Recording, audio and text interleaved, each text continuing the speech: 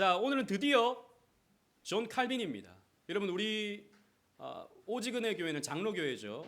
장로교회는 신앙의 노선 가운데 주로 이렇게 표현합니다. 우리는 칼빈주의 신앙이다. 칼빈주의.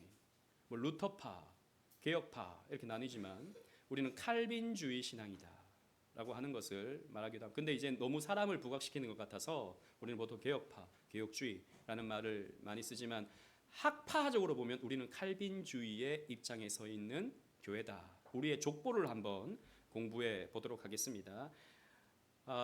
이 말씀 죄송합니다. 로마서 11장 36절 자막이 잘못 나와가지고 로마서 11장 36절 말씀 우리 다 같이 읽겠습니다. 시작. 이는 만물이 주에게서 나오고 주로 말미암고 주에게로 돌아감이라. 그에게 영광이 세세에 있을지어다. 아멘. 침례교의 특징은 회심에 있습니다. 회심. 그러니까 침례교는 뭘 강조하냐? 인간의 회심을 강조하죠. 감리교는 무엇을 핵심에 두고 있냐? 경건에 강조를 둡니다. 우리는 경건하게 살아가야 된다. 그게 그들의 신학 주제입니다. 여러분, 그러면 장로교, 개혁파, 칼빈주의는 무엇에 핵심을 두느냐? 따라합시다. 하나님의 주권 사상. 하나님의 주권. 이 세계 모든 것이 하나님께서 주관하시고 다스리시고 섭리하시고 하나님으로부터 시작해서 진행되고 마무리된다라고 보는 것이 칼빈주의 사상의 핵심입니다. 그래서 다른 교파와 칼빈주의의 다른 것이 무엇이냐? 우리는 하나님 주권 사상을 갖고 있다라고 우리는 특징 지을 수 있다는 것이죠. 그래서 침례교는요, 사람의 회심에 강조를 두다 보니까 유아 세례를 인정하지 않아요. 아기가 무슨 회심을 합니까? 그러니까 이거 못 준다, 유아 세례 못 준다라고 하는 것이죠. 감리교는 경건에 강조를 주다 보니까, 여러분 감리교가 영어로 뭔지 아십니까?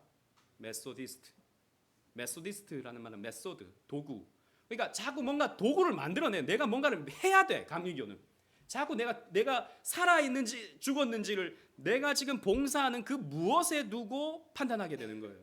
그러면 이게 심각한, 이거 뭐 또 감리교 출신들이 또 기분 나빠할지 모르겠지만 심각한 문제가 생깁니다. 구원이 누구에게 달려 있는 게 되죠?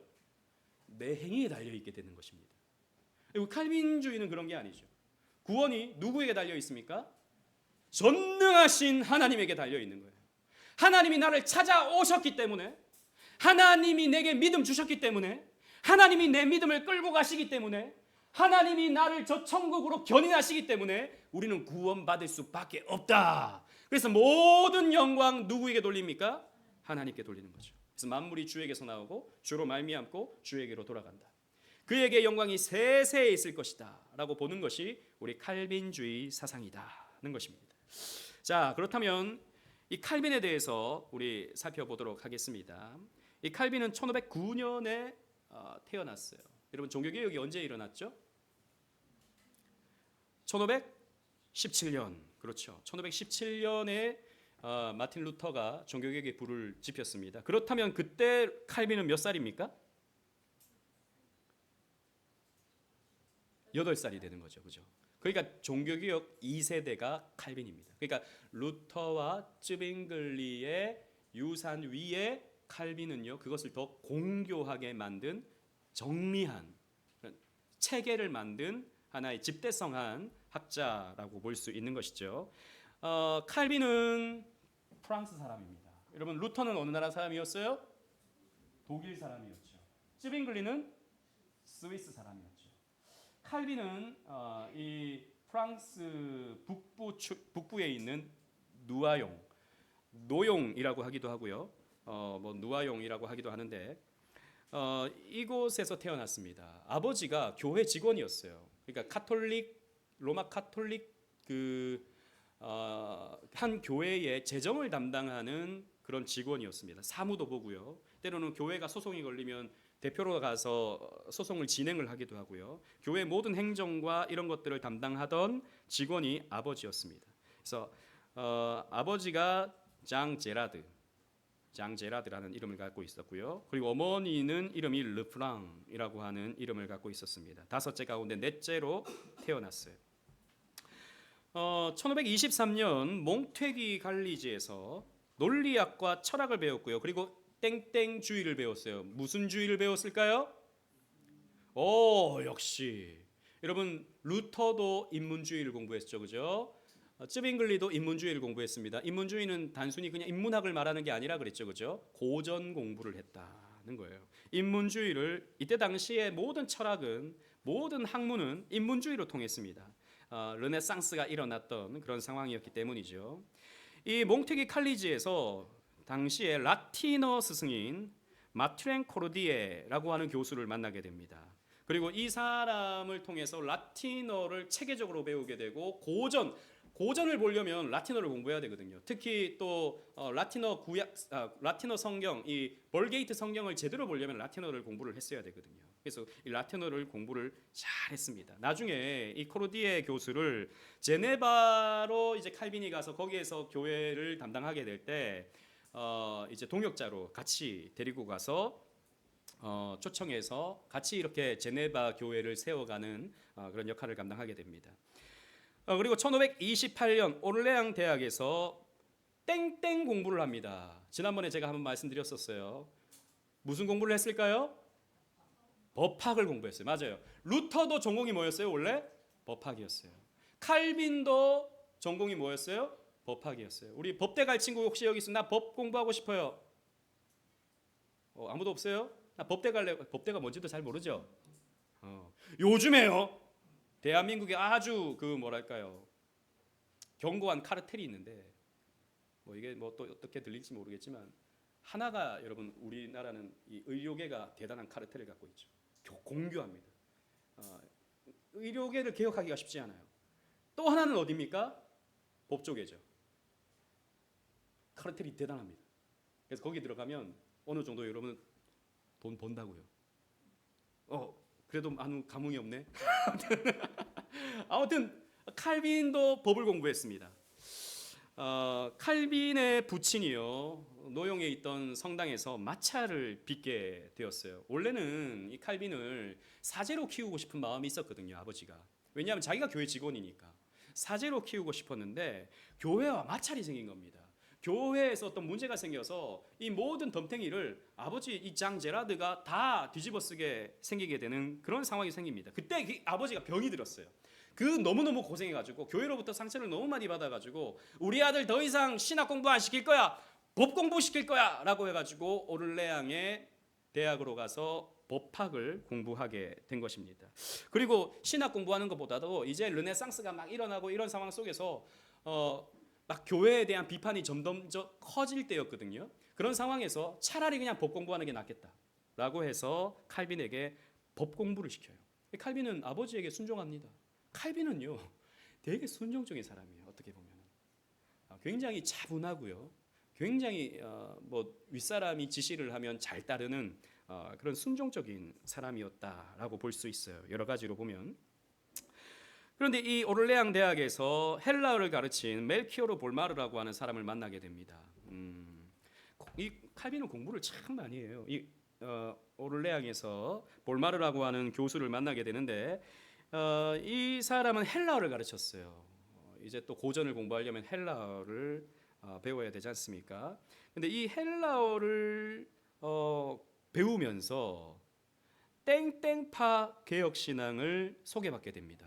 여러분, 자, 그러면 땡땡파는 무슨 파일까요? 네? 왈도파? 새로운 학설입니다. 루터파. 그러니까 당시 유럽은요 루터파로 물들어가고 있을 때였습니다. 왜? 종교개혁 1세대니까 루터파 사상을 듣게 돼요. 이렇게 신앙생활을 하는 사람도 있구나. 이 칼빈은요 모태 카톨릭입니다. 모태 카톨릭. 그러니까 그게 전부인 줄 알았어요. 근데 이때 물론 뭐 그때 당시 종교개혁이 유럽 사회에 일어나니까 이런 게 있다라고 하는 것을 들었지만 루터의 가르침을 직접적으로 소개받는 기회가 이 멜키오르 볼마르를 통해서 생기게 되었던 것입니다. 여러분 멜키오르 볼마르의 판화가 여기 있습니다. 멜키오르 볼마르 이런 역사적인 그림들이 남아 있어요. 이 사람에게서 루터파 신앙을 소개받게 됩니다. 그리고 이 시절에 자신의 친척 사촌이에요. 피에르 로베르라고 하는 별명을 가진 피에르 로베르라고 하는 친척이 있었는데 별명이 뭐였냐면 올리베 땅이었습니다. 올리베 땅. 여기 또 사진을 보면 이 오를레앙에서 같이 공부했던 사촌이자 친구였어요. 여기가 칼빈은 나이가 너무 많게 그려놓은 꺼져버렸네. 예, 좀 많게 보이죠. 여기 너무 젊게 보이고 비슷한 동년배입니다. 노안이에요, 칼빈이. 이거는 칼빈 출생 400주년을 기념해서 그러니까 한 100여 년 전에 판스위튼이라고 하는 사람이 이제 펜화를 그린 거예요. 그러니까 지금으로부터 100년 전에 우리 얼마 전에 이제 1517년 500주년을 했잖아요. 그러니까 칼빈 탄생 500주년을 우리 한국에서도 많이 기념했었는데 이건 400주년 기념 그 펜화로 그렸습니다. 그래서 올리베 땅과 이 칼빈이 같이 얘기를 주고받는. 근데 이 올리베 땅은요 공부를 엄청 열심히 하는 그런 사람이었어요. 여러분 학생 때 공부 열심히 해야 됩니다. 아멘. 공부를 하는 것이 사명 감당하는 거예요. 아멘. 다 배웠죠? 근데 막 아멘 뭐 이런. 자, 이 왜 별명이 올리베 땅인가? 이 올리베 땅이라는 뜻은 뭐냐하면 등잔불의 사람이라는 말이에요. 등잔불. 그러니까 밤에는 여러분 옛날에는 깜깜해서 공부 못 하잖아요. 밤에는 잠을 자야죠. 근데 올리베 땅은요, 이 피에르는요, 밤에도 등잔불을 켜놓고 늘 공부했어요. 칼빈하고 같이. 그런데 이 배자의 소개에 따르면 나중에 배자가 칼빈의 어떤 일대기를 글로 쓰거든요. 배자가 칼빈의 역사를 쭉 써요. 배자는 칼빈의 제자입니다. 이 배자가 쓰면서 뭐라고 했냐면 올리베 땅이야말로 칼빈에게 참 신앙을 가르친 사람이라고 했습니다. 그러니까 이렇게 이 오를레앙 대학에서 공부할 때 이 올리베 땅이 먼저 개혁 신앙을 배우고 나서 이게 참 신앙이야라고 하는 것을 칼빈에게 가르쳤던 거죠. 그러면서 서서히 칼빈은요 이런 개혁 신앙에 물들게 됩니다. 그리고 매력을 느끼게 되죠. 그리고 아마도 이 시절 프랑스 종교개혁의 선구자라고 할 수 있는 자크 러페브르라고 하는 사람이 있습니다. 자크 러페브르. 자, 제가 또 판화를 또 구해왔습니다. 이 사람이 자크 러페브르라고 하는 사람이에요. 그러니까 이 사람은 당시 이제 독일과 스위스가 종교개혁이 루터와 쯔빙글을 통해서 일어나게 될 때 그것을 수입해 와가지고 프랑스에 소개하던 사람이 있었어요. 칼빈 이전에. 이 사람이 바로 러페브르라고 하는 사람입니다. 그래서 이 사람이 사람들에게 카톨릭은 반성경적이야, 비성경적이야. 지금 우리가 신앙생활해 왔던 것은 잘못된 것이었어라고 하는 것을 사람들에게 일깨워 주는 역할을 하는 사람이 이 러페브르라고 하는 사람이었다는 것이죠.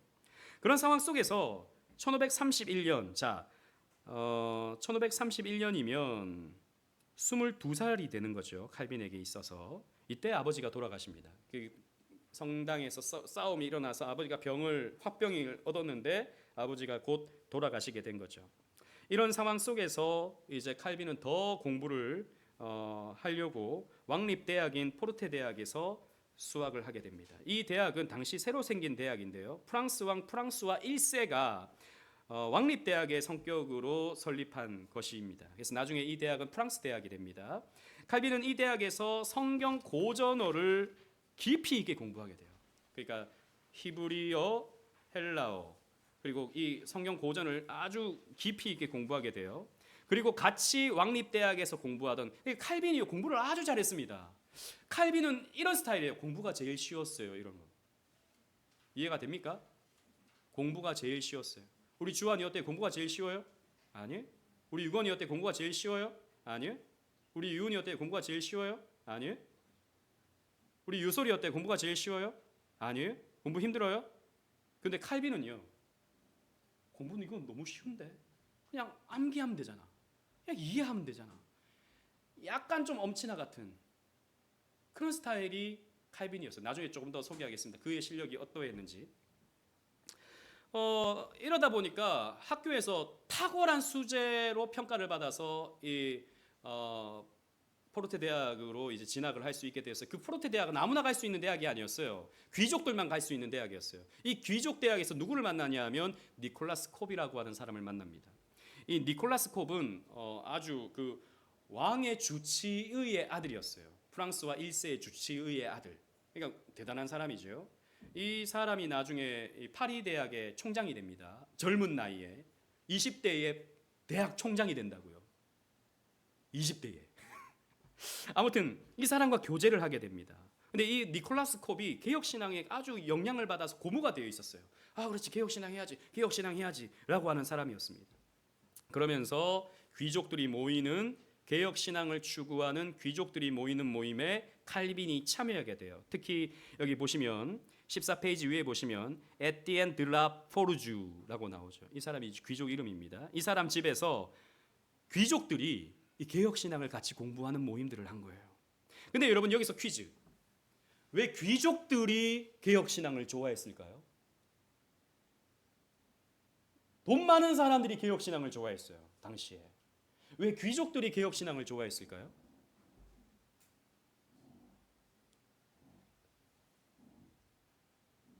아무도 모르겠어요? 아무거나 얘기해 보세요. 맞아요. 여러분 생각하는 게. 표정을 제가 보니까 좀 아는 것 같은데. 귀족들은요. 카톨릭으로부터 벗어나고 싶었어요. 예. 독일에서도 마찬가지였다 그렇죠? 그렇죠. 영주들이 카톨릭에 내는 세금이 너무 많으니까 거기에서 벗어나기 위해서, 물론 이것도 하나님의 섭리라고 저는 생각합니다. 그러니까 귀족들은요, 이 카톨릭에 내야 되는 가혹한 세금으로부터 벗어나고 싶은 마음이 있었던 거죠. 이 귀족들이 이 개혁 신앙을 굉장히 좋아했습니다. 칼빈은 귀족은 아니었지만 이 사람들과 함께 교제하면서 개혁 사상을 듣게 되었던 것이죠. 그러면서 1532년 23살의 나이입니다. 이때 법학 박사를 받습니다. 23살에. 여기 혹시 박사 있습니까? 박사학위 갖고 있는 분 계십니까?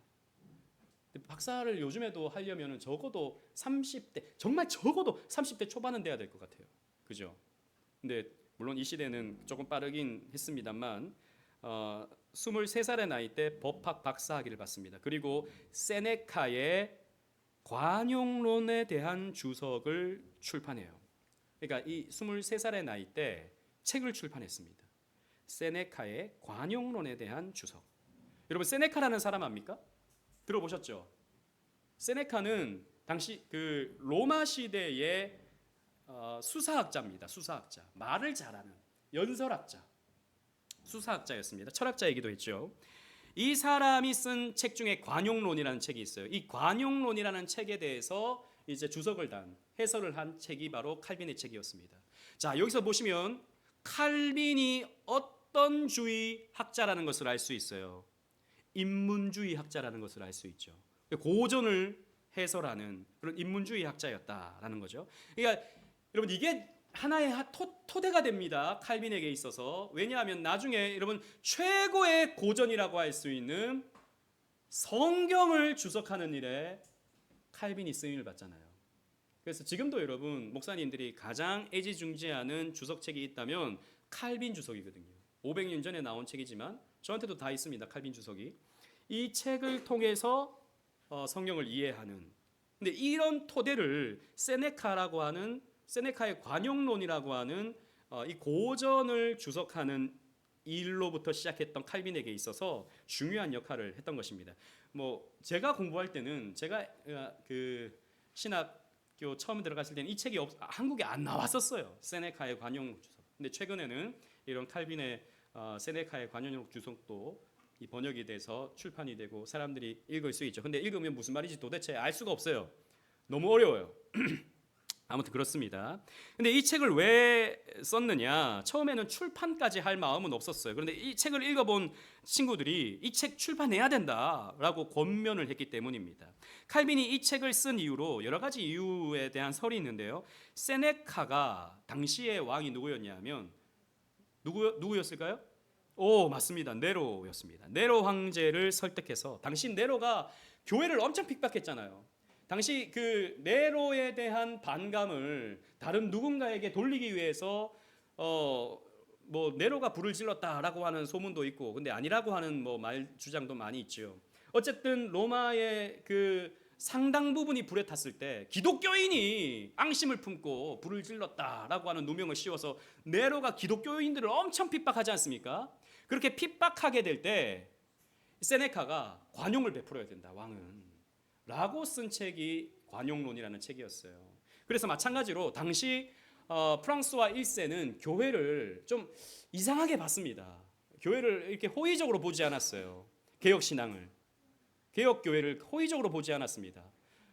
여전히 카톨릭이 정통교회라고 생각하고 있었어요. 그런 상황 속에서 교회를 어느 정도 핍박하는, 그러니까 개혁교회를 핍박하는 이런 상황 속에 있었는데 관용을 베풀어야 된다고. 프랑스와 1세시여 관용을 베푸셔야 됩니다 라고 하는 차원에서 이 책을 썼다라고 주장하는 사람들이 꽤나 있어요. 그게 굉장히 설득력이 있습니다.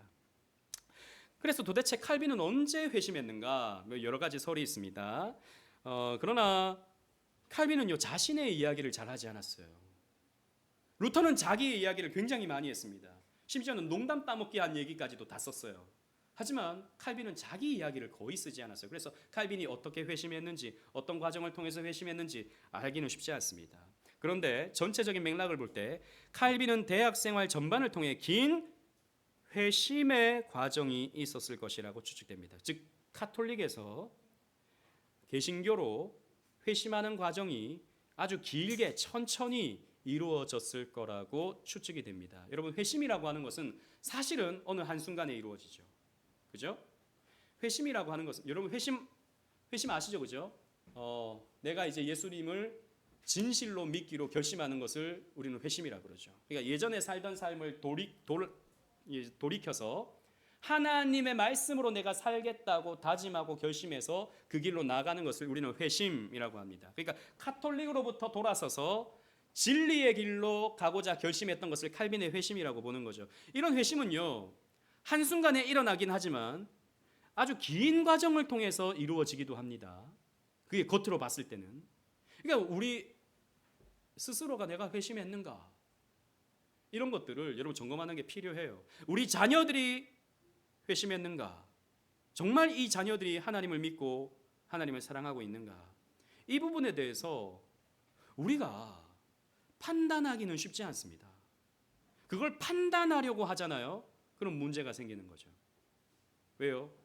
그런 영적인 부분은 겉으로 드러나지 않기 때문입니다. 그런데 침례교의 문제는, 또 다른 교파를 비판해서 죄송합니다만 다는 아니에요. 일부 침례교의 문제는 인간의 회심을 너무 강조하면서 그 회심을 목사나 그 공동체가 판단하려고 든다는 거죠. 그래서 이 사람은 회심했기 때문에 세례 줄 수 있고 이 사람은 회심 안 했기 때문에 세례 못 준다라고 사람이 누군가가 판단하게 된다는 거죠. 그런데 회심한 사람처럼 보이는 사람도 나중에 타락하는 경우가 얼마나 많습니까? 그건 사람에게 달려 있는 게 아니다라는 거죠. 하나님에게 달려 있다는 것입니다. 어쨌든 우리 자녀들도 마찬가지고 우리 스스로도 마찬가지고 회심의 기간이 길게 보일 수 있습니다. 지금 당장 우리 아이가 성경 안 읽는다고 해서, 지금 우리 아이가 막 교회를 너무 좋아하지 않는다고 해서 구원 못 받은 거 아니야? 라고 여러분 생각하시면 안 됩니다. 하나님께 맡기는 거예요. 하나님의 때에 하나님의 방법으로 이루어지게 되는 것입니다. 그런데 1559년에 칼빈이 시편 주석을 쓰는데 그의 회심을 짐작할 수 있는 표현이 있습니다. 자, 우리 예하가 그 파란 박스 안에 있는 글을 먼저 한번 읽어보도록 하겠습니다. 이건 칼빈의 말이에요. 그죠? 계속. 그 다음에 할인이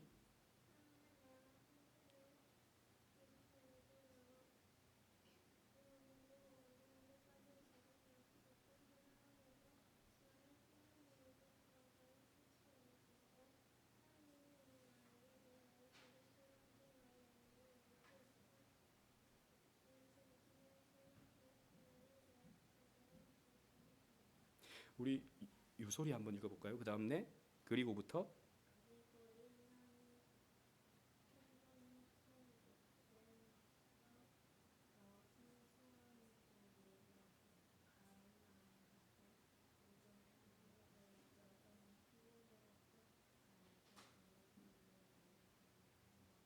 자, 우리 올해 처음으로 이렇게 읽었으니까 우리 박수 한번 하도록 하겠습니다. 아, 잘 읽었어요.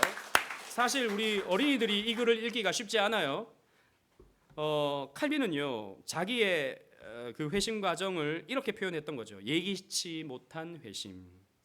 그러니까 갑작스러운 예기치 못한이라는 이 부분의 라틴어가 수비타라는 말이거든요. 이 수비타라는 말이 갑작스러운 이런 뜻입니다. 나는 갑작스럽게 회심했다. 어느 순간에 회심했다라는 거죠. 그러니까 어느 순간이라고 할 수 없을 만큼 갑작스러웠다라는 거예요. 천주교의 미신들이 자기를 완고하게 만들고 있을 때 하나님께서 나를 깊은 수렁에서 끌어내셨다. 그리고 배우는 자의 자세를 갖도록 나를 정복하셨다. 그리고 이렇게 1년 동안 배우는 과정 속에서 그 다음에 다른 사람이 나를 찾아와서 나에게 배우게 되었다라고 이렇게 말을 했습니다. 바울이 칼빈의 주석을 보면 바울이 회심한 거 있잖아요. 바울이 큰 빛을 보고 이제 눈이 멀고 예수를 믿기로 결심했던 그 부분을 갑작스러운 회심, 수비타라는 표현을 쓰거든요. 마치 자기가 바울처럼 그렇게 회심했다라고 이렇게 표현하고 있는 것입니다. 이때가 언제냐 하면 말부르크 회의가 이루어질 때였어요. 여러분, 말부르크 회의는 무슨 논쟁이 있었습니까? 혹시 기억하셔요? 그렇죠. 성찬 논쟁이 있었습니다. 루터파와 쯔빙글리가 서로 교회를 협력하고 연합하고자 했는데 이 성찬 문제로 인해서 갈라졌죠, 그죠? 합치되지 못했습니다. 바로 그때의 상황을 회상하면서 그때쯤에 이 글을 이런 체험을 했었다라고 이렇게 보고 있는 것이죠. 자, 그때 이제 이런 글도 남겼어요. 그 다음에 우리 주환이가 한번 읽어볼까? 파란 박스. 내가 참된 가르침을, 이 부분.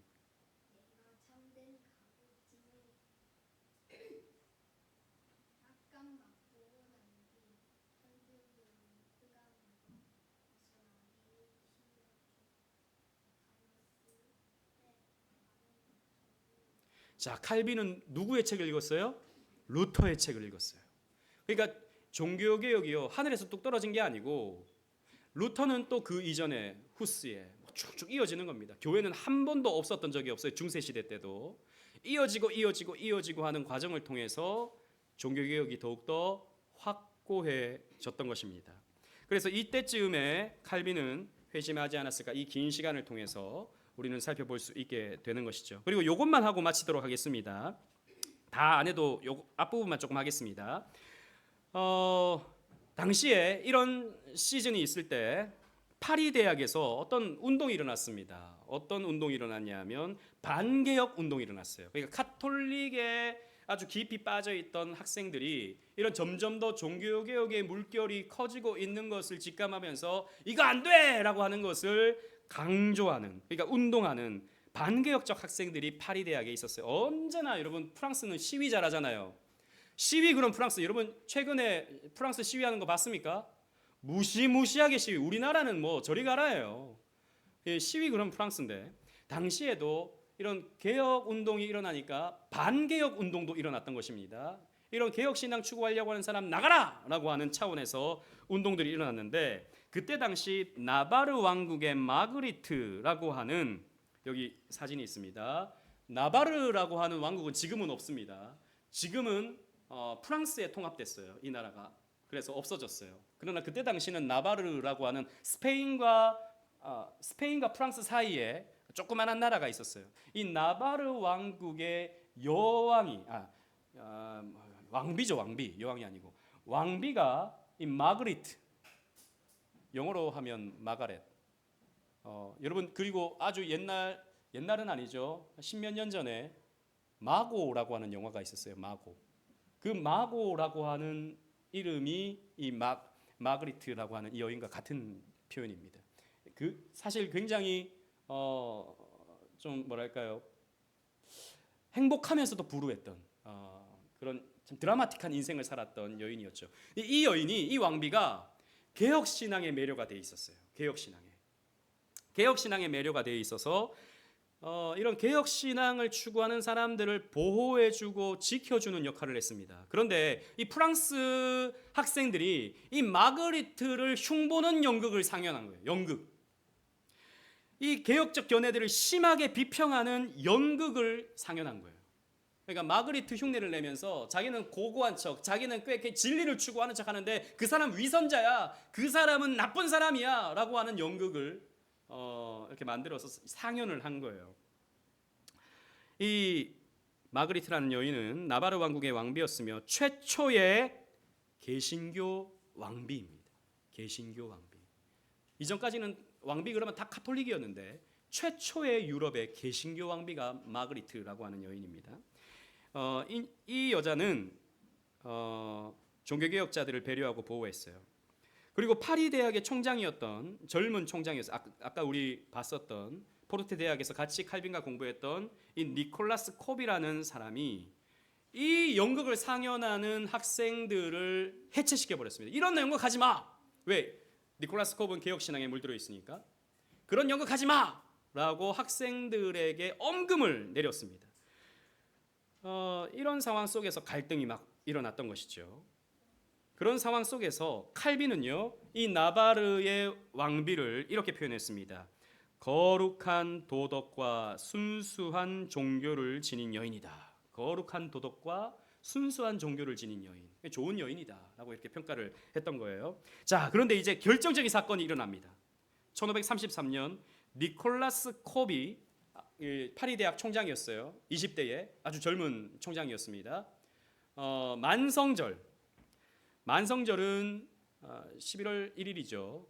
이 만성절 전날에 루터가 95개조 반박문을 붙였어요. 그죠? 이 만성절이 참 종교개혁 역사에 중요합니다. 이 만성절 연설 때에 대학의 전례에 따라서 총장이 연설을 하게 되어 있는데 이때 니콜라스 콥이 연설하는 게 문제가 됐습니다.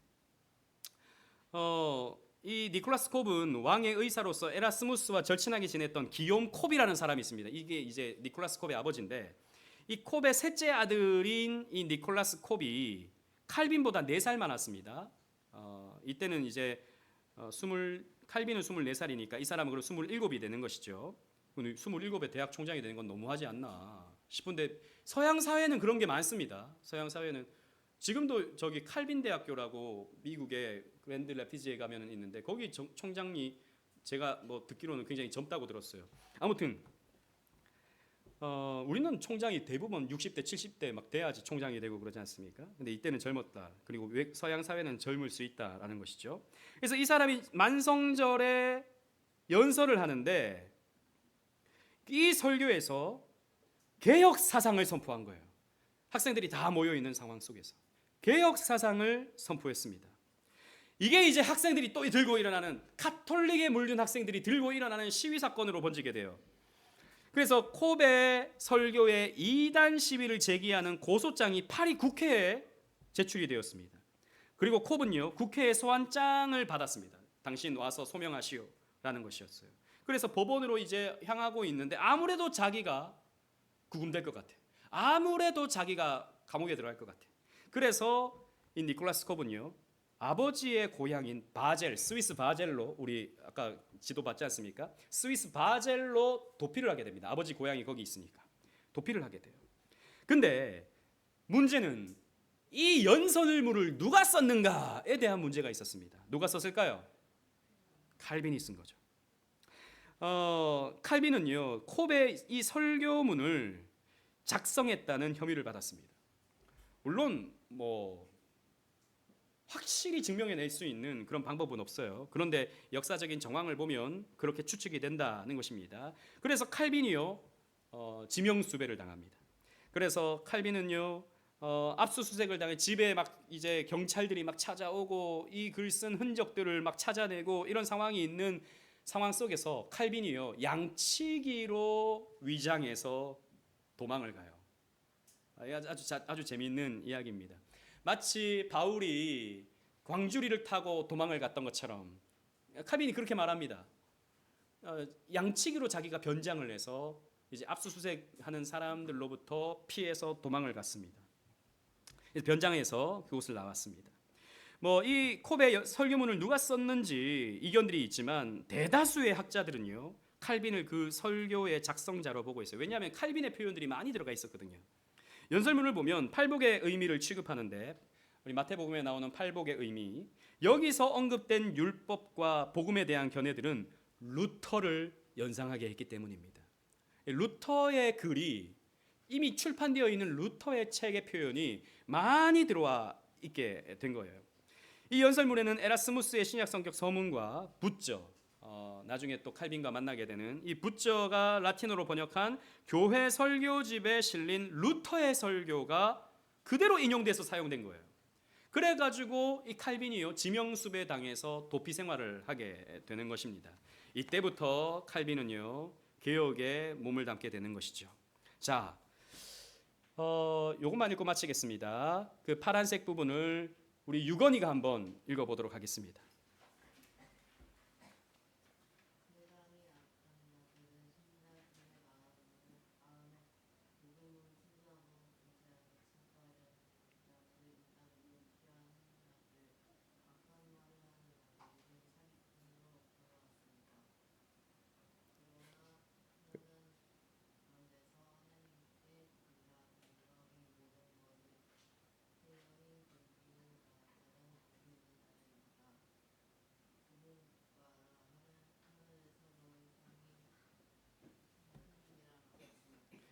자, 여기 보시면 악한 자들, 세상은 신자들의 마음에 복음으로 순수하고 진지하게 침투하려는 자들을 이단, 미혹해하는 자들, 악한 말을 하는 자들, 그리고 사기꾼으로 불러왔다. 악한 자들은, 이 악한 자들은 누구를 지금 지칭하고 있을까요? 가톨릭은 순수한 믿음을 가진 사람들을 이렇게 핍박해왔다. 그러나 환난 가운데 있는 사람들은 복이 있는 자들이다. 핍박받고 있는 개혁 성도들이여, 당신들은 복이 있는 사람들이다. 기뻐하라, 하늘에서 너희 상이 큽니다. 라고 하는 이 설교를 니콜라스 콥이 했던 것이고, 이 설교문을 칼빈이 작성했을 것이라고 추측이 되는 것이죠. 그러면서 칼빈은 도피하게 되고 종교개혁에 온전히 몸을 담게 되는 것입니다. 오늘은 여기까지. 다음 내용은, 그럼 칼빈은 어떻게 되는가? 다음 주에 다음 주는 우리 올해가 니케아 신경 1700주년이거든요. 니케아 신경에 담긴 현재적 의미를 다음 주에 우리 종교개혁 기념 특강으로 갖도록 하겠습니다.